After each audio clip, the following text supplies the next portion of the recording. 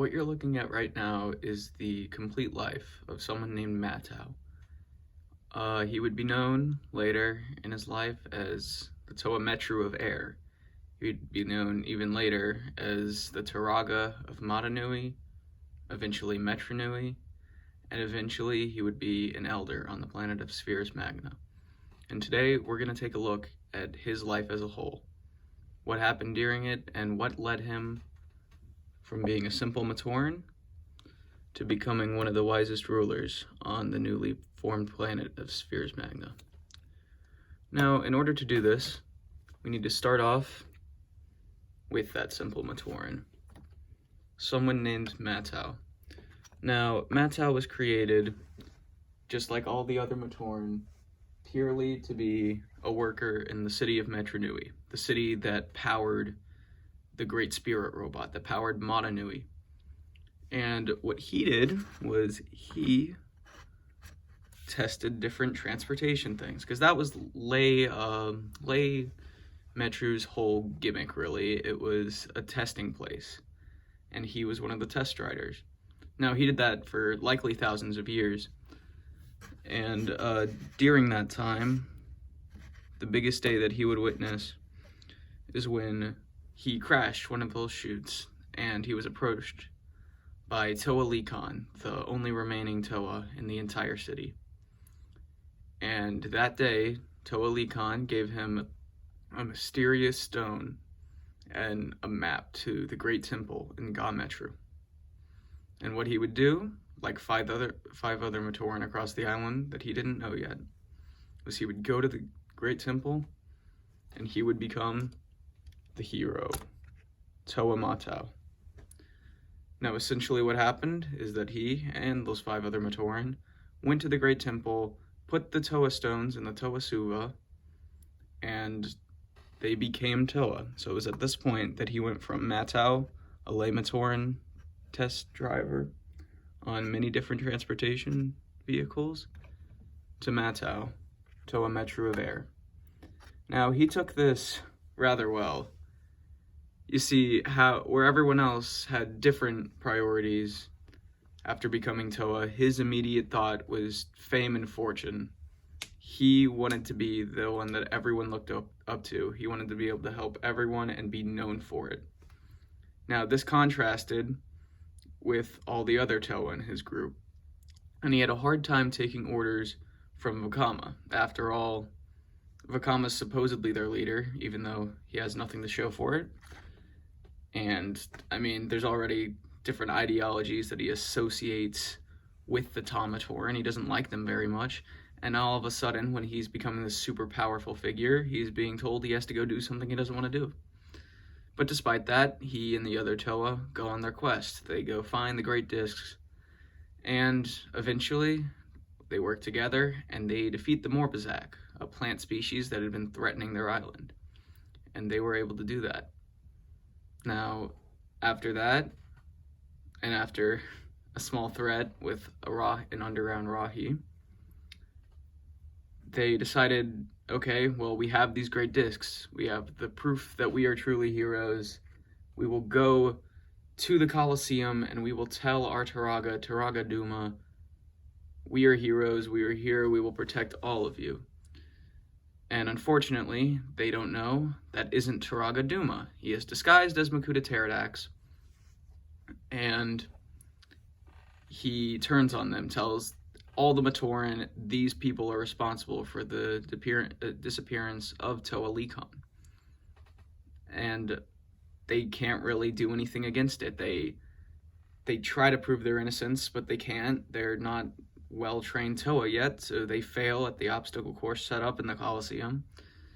And Matau, Nokama, and Vakama are all separated from the other Toa, and they are forced to go to a different part of the island. Now, Vakama's vision said, okay, we need to save the heart of Metranui. And they took that as, okay, that must be Lekon. Lekon is he means a lot to everyone. He's the reason we're all safe. He is the heart. Later on, when they find him, a Turaga, they realize, oh no, the heart of Metru Nui was the Matoran, and they failed. The Matoran were already trapped in the Matoran spheres, and they end with a huge fight against Bakuda Pterodax, and they lock them in a Toa seal. And it was at this point that they take 6 of the Matoran spheres and try to travel somewhere else in honor of Toa Likan, who had been defeated during that fight against Bakuda Pterodax. So they do that. They travel to this new island up above that they call Matanui in honor of the Great Spirit. And they say, okay, this is a good start. But those were only 6, actually even 5, because during that journey, 1 had broken off. So they say, we got to go get the other 1,000 or so. So what they do is they travel back. They travel through this different place, the Maze of Shadows, and they come back to see their city that they didn't leave too long ago completely covered in webs of Rahi spiders called Visorak. And shortly after, they are captured by the Visorak, and he and the other Toa Metru are mutated into these guys, the Toa Hordika. Now, Toa Hordika share some of the same stature as the main Toa, but of course, they do look different. They look much more mechanized and animalistic than the Toa that they used to know. And Matau takes this especially hard due to his original glory and dreams of becoming a Toa. And he sees himself as ugly, and he's horrified, and he wants more than anything to go back to his old life as a Toa. And he blames this on Vakama. Vakama's the leader. How could he let this happen to us? To me, specifically. And so Vakama goes off in a rage. Shortly after, he would join the forces of Rudaka and Sidorak, the leaders of the Visorak horde. And Matau, along the way, would realize his mistake. He and the remaining Toa Hordika, excluding Vakama, went with the Rahaga, small, similarly animalistic beings who also used to be Toa, and they searched for Kitangu, this mystical Rahi that could supposedly bring them back. And in order to do that, Kitangu needed to see them as worthy. And so what happened is that the Toa Hordika traveled back to Metru Nui, and they got ready for the final fight. Matau played a huge role in turning back Vakama, making him see the light in the darkness, and he said, I'm sorry, I was wrong, you are the leader, and we need your help. And it was the brotherhood that he felt with Matau after all the adventures they had gone through that convinced Vakama, I am wrong. And he turns away from the temptation of the Hordika venom, and he returns to the side of the Toa. Now, along with Kitangu's help, they are able to defeat Sidorak. Rudaka does get away, but the Visorak flee, and with Kitangu's help, they are able to turn back from Hordika into Toa again. So this is the character arc of Matau. He learns that there isn't so much as he thought, the dreams of being a glorious hero. There's so much more to it than that.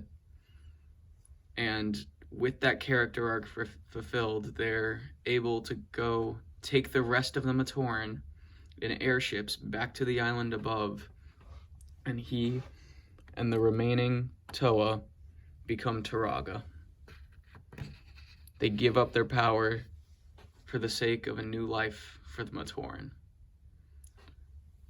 And this fits Matau's character especially well because it's what he's learned. It's to be humble. It's to learn to care for others, and that contrast especially with what we saw back when he had first become a Toa. But now he's learned his lesson and becomes the Turaga that we see on the island of Matanui. And he remains that wise Turaga through many different battles. There was when he and his entire village got kidnapped and put in a Nui Rama nest. There was when he and his entire village had been taken over by the Krana of the Bow-Rock, and he remained the steadfast leader throughout all of that.